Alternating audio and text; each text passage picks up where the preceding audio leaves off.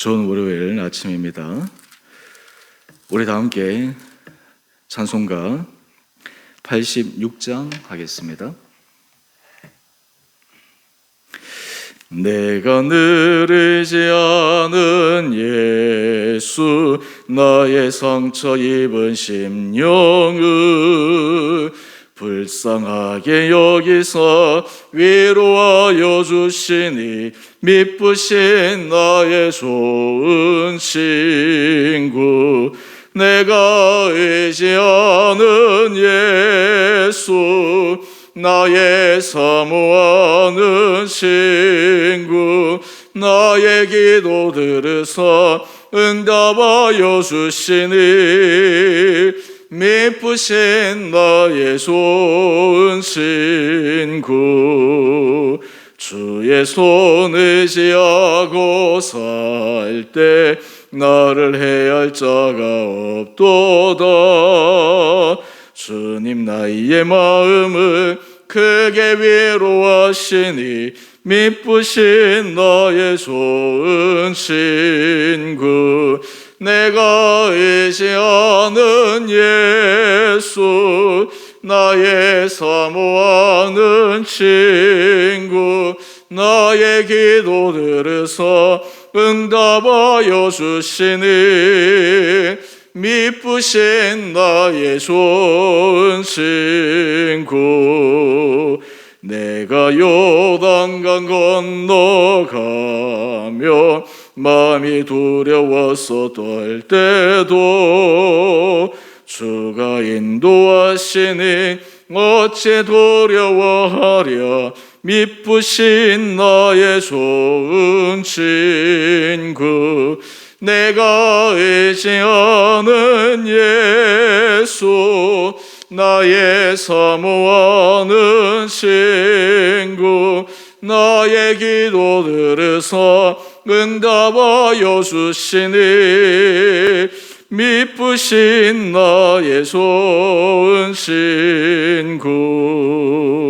이후 천국에 올라가서 모든 성도들과 다 함께 우리들을 구하신 주를 찬양하리라. 미쁘신 나의 좋은 친구.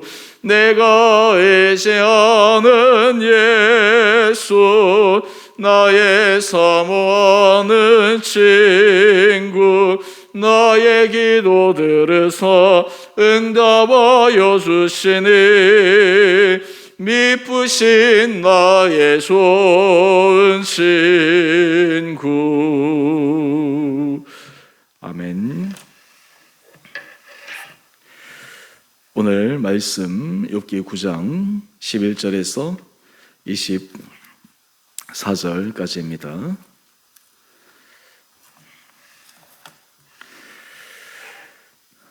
그가 내 앞으로 지나시나 내가 보지 못하며 그가 내 앞에서 움직이시나 내가 깨닫지 못하느니라.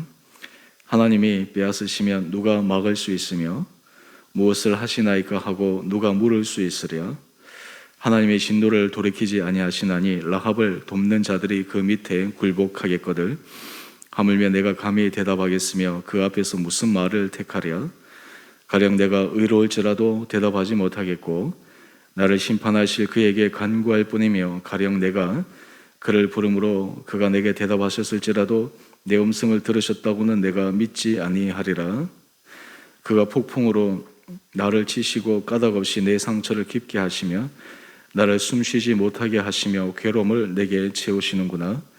힘으로 말하면 그가 강하시고 심판으로 말하면 누가 그를 소환하겠느냐. 가령 내가 의로울지라도 내 입이 나를 정죄하리니 가령 내가 온전할지라도 나를 정죄하시리라. 나는 온전하다마는 내가 나를 돌아보지 아니하고 내 생명을 천히 여기는구나. 일이 다 같은 것이라. 그러므로 나는 말하기를 하나님이 온전한 자나 악한 자나 멸망시킨다 하나니 갑자기 재난이 닥쳐 죽을지라도 모주한 자의 절망도 그가 비웃으시리라.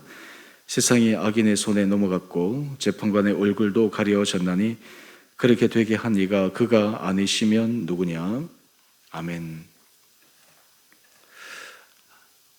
날씨가 주말부터 많이 쌀쌀해졌습니다.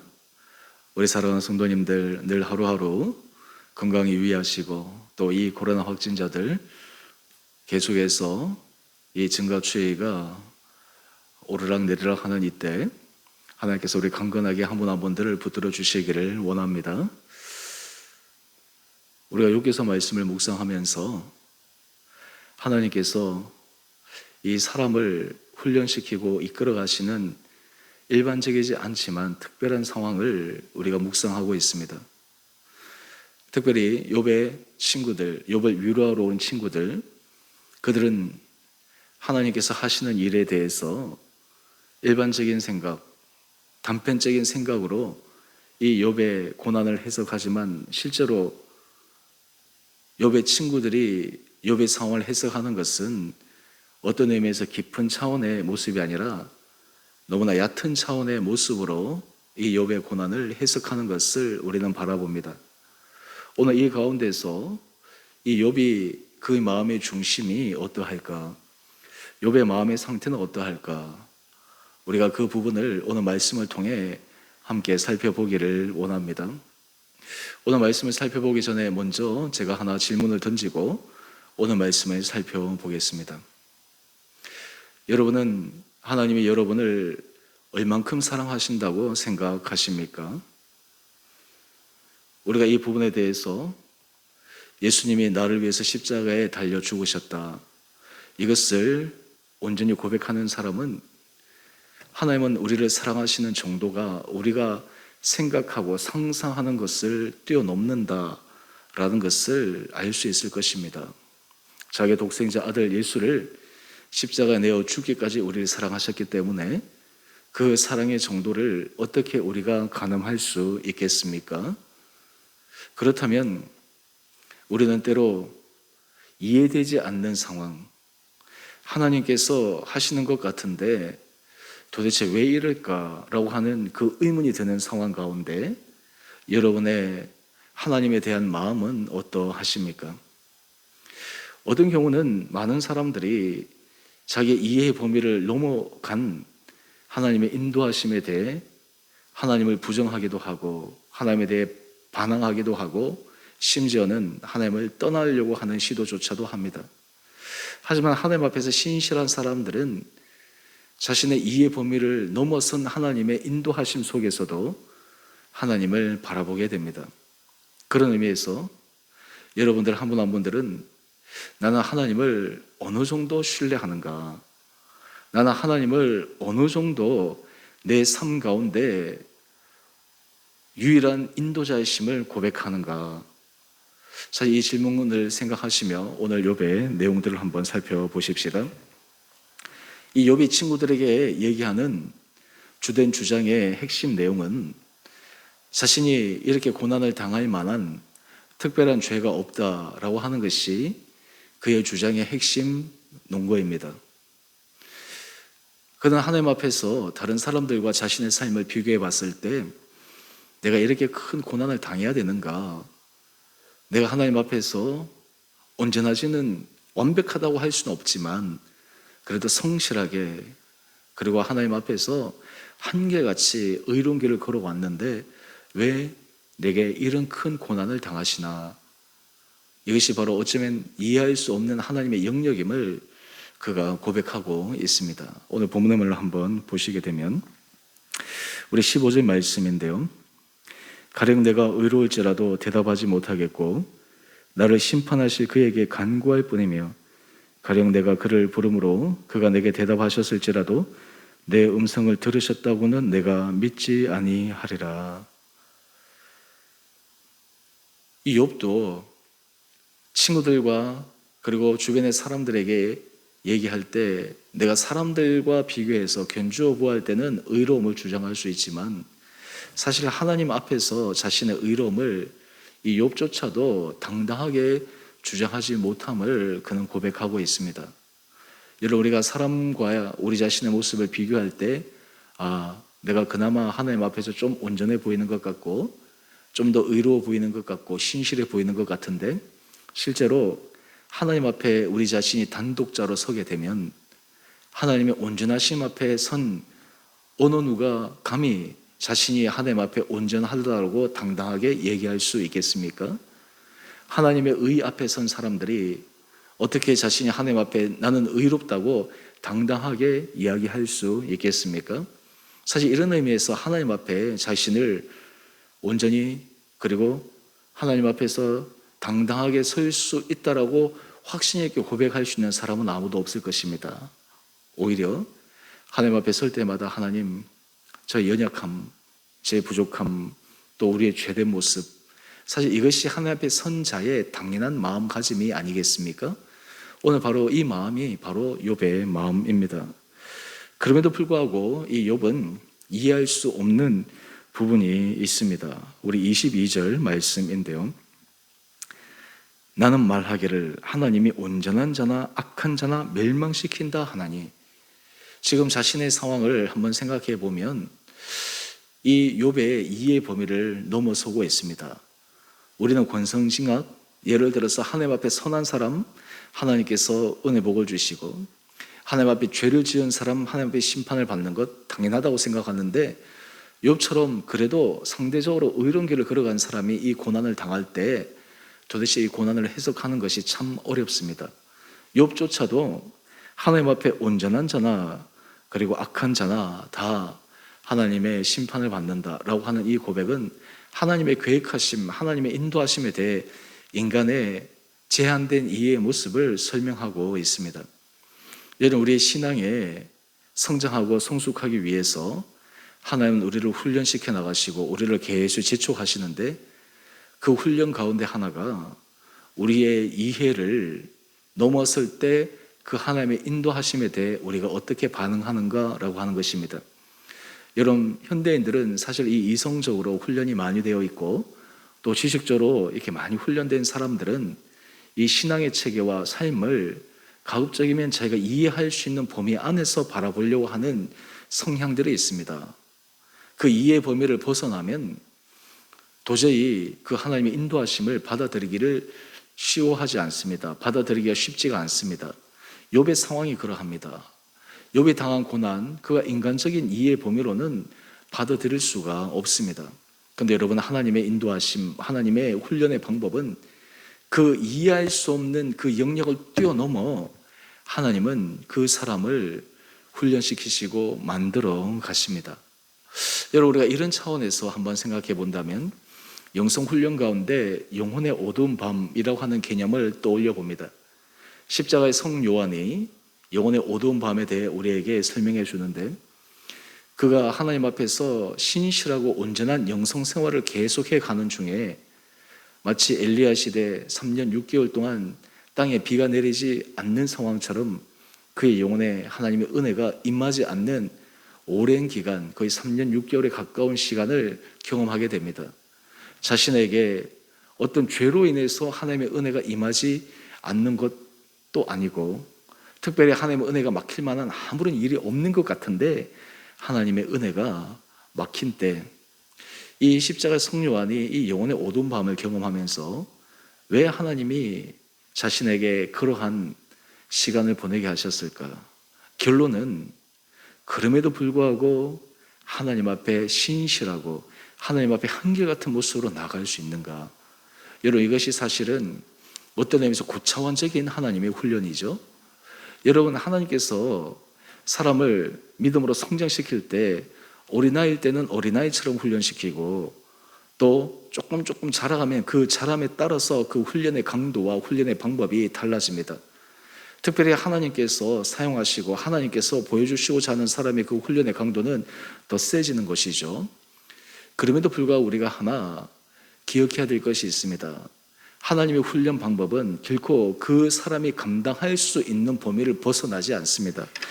고린도전서 10장 우리 13절 말씀을 보면 사람이 감당할 시험 밖에는 너희가 당한 것이 없나니.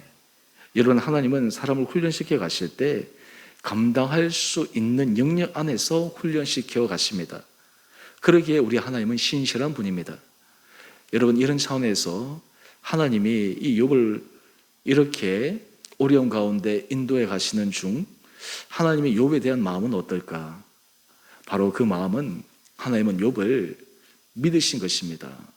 욥이 의인이라고 하나님이 인정해 주신 것입니다. 욥에게 보통 사람 같으면 벌써 하나님을 원망하고 하나님 앞에 돌아서야 되는데, 욥이라면 그가 이해할 수 없는 고난과 고통 가운데서도 하나님 앞에서 이 시험과 환난과 고난을 잘 이겨낼 수 있을 것이다 라고 하는 그 기대가 있는 사람이 바로 이 욥이었던 것 같습니다. 사실 그런 의미에서 이 욥의 고난을 바라볼 때 우리가 또 다른 하나의 하나님의 관점은, 욥은 하나님 앞에 진짜 인정을 받는 사람이었구나. 하나님께서 욥은 그 모든 것들을 넉넉히 감당할 수 있는 심지가 굳은 사람이라 하는 그 하나님의 선제적인 판단이 있으셨구나라고 하는 것을 우리가 바라보게 됩니다. 여러분, 이런 차원에서 하나님께서 욥에게 행하신 이 일은 가혹하기보다, 잔혹하기보다는 어쩌면 이 욥을 더 고차원적인 하나님의 사람으로 끌어가기 위한 하나님의 신비한 방법임을 우리는 이해할 수가 있습니다. 여러분, 우리 삶의 차원에서 여러분들이 때로 이해할 수 없는 어려움과 힘듦, 또 하나님의 인도하심에 대해 하나님 왜 이러십니까? 라고 하는 질문이 들 때가 있죠.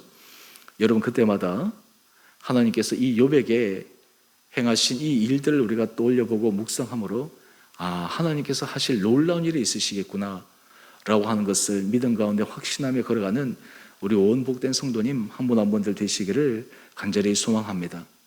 이런 믿음의 길을 걸어갈 때 믿음이 얕은 물가에서 노는 어린아이 같은 신앙이 아니라 정말 깊은 주님의 은혜를 경험하는 성숙한 사람, 어떤 상황 가운데서도 환경에서도 하나님에 대한 신뢰와 하나님에 대한 믿음이 흔들리지 않는 정말 바위와 같이 든든하게 서가는 참 하나님의 인정받는 믿음의 사람이 될 수 있으리라 생각합니다. 바라기는 우리 사랑하는 주원의 성도님 한 분 한 분들에게 하나님께서 이런 은혜 허락하여 주시기를 원합니다. 여러분을 하나님 앞에서 신실한 사람, 하나님께서 믿을 만한 사람, 또한 하나님께서 놀라운 일을 맡길 만한 그러한 사람으로 우리 한 분 한 분들이 아름답게 서가는 이 복된 하루 되시기를 다시 한번 주님의 이름으로 축원드립니다. 여러분, 우리가 계속해서 우리 삶 가운데 여러 가지 기도의 제목들이 있습니다. 우리 구경 집사님 어머님, 권사님 위해서 기도해 주시고, 또 황금옥 권사님 어머님 또 지난주 잠깐 쓰러지셔서 또 지금 회복 중에 있는데 계속해서 또 기도해 주시고, 특별히 우리 주변에 우리의 중보기도와 또 우리의 마음을 함께 나누어야 될 우리 지체들을 향해서 함께 중보하며 기도하며 또 하나님의 도우심을 바라는 그런 우리의 시간들 가질 수 있게 되기를 원합니다. 함께 기도하겠습니다. 사랑의 주님, 참으로 감사합니다. 우리의 삶의 자리에 주님의 크신 은혜를 기억합니다. 때로 이해할 수 없고 때로 용납할 수 없는 상황에서도 하나님은 우리의 차원을 뛰어넘어, 우리의 이해의 차원을 뛰어넘어 하나님이 하시던 놀라운 일이 있음을 고백합니다. 욥의 상황을 바라보며 우리의 삶을 이끌어 가시는 주님의 크고 놀라운 은혜의 손길을 볼 수 있는 믿음의 눈 있게 하여 주시고, 때로는 우리의 이해 범위를 넘어선 하나님의 인도하심 속에서도 하나님에 대한 신뢰, 하나님의 우리를 사랑하시는 그 분명한 확신 가운데 담대하게 걸어가는 우리 온 복된 성도들 되게 하여 주옵소서. 우리 사랑하는 성도들 하나님께서 눈동자처럼 지켜주시고 우리 가정에 은혜 복을 허락하여 주시고 우리 자녀들을 축복된 길로 인도하여 주시고 우리 성도들의 삶의 터전과 일터 가운데 하나님의 크고 놀라운 은혜 손길로 가득 채워 주옵소서. 특별히 주님, 우리 성도들 가운데 몸에 연약한 자들을 주님 긍휼히 여겨 주시옵시고, 또한 하나님 아버지, 또 수술을 앞두고 있는 구경 집사님 어머님, 또 하나님께서 그 10년 가운데 평안을 도와여 주시고 모든 수술 절차 가운데 크신 주님의 도움의 손길로 놀라운 회복의 치유의 역사가 일어나게 하여 주옵소서. 또 우리 황금옥 권사님, 어머님 권사님 하나님께서 친히 함께하여 주시고 아버지께서 새로운 주님의 크신 손길로 온전히 회복시켜 주셔서 주님이 인도하시는 놀라운 은혜 역사가 일어나게 하여 주옵소서. 특별히 우리 사랑하는 성도들 자녀 가운데 수험생들이 있습니다. 한 자녀 한 자녀 주님께서 힘 도와여 주시고 지혜 도와여 주시고 강건케 하여 주시고 마지막까지 최선을 다해서 아름다운 유정의 미를 거두게 하여 주옵소서. 오늘 한날 하루 삶도 우리 온 성도들이 주님 앞에서 인도를 받는 복된 하루 되게 하여 주시고, 우리의 모든 삶의 자리자리가 하나님의 은혜를 경험하는 참으로 아름다운 시간 되게 하여 주시기를 우리를 사랑하신 예수님 이름으로 감사기도 드리옵나이다. 아멘. 하늘에 계신 우리 아버지, 아버지의 이름을 거룩하게 하시며 아버지 나라가 오게 하시며 아버지의 뜻이 하늘에서와 같이 땅에서도 이루어지게 하소서. 오늘 우리에게 일용할 양식을 주시고 우리가 우리에게 잘못한 사람을 용서하여 준 것 같이 우리의 죄를 용서하여 주시고 우리를 시험에 빠지지 않게 하시고 악에서 구하소서. 나라와 권능과 영광이 영원히 아버지의 것입니다. 아멘. 오늘도 믿음 안에서 승리하시는 복된 하루 되시기를 바랍니다.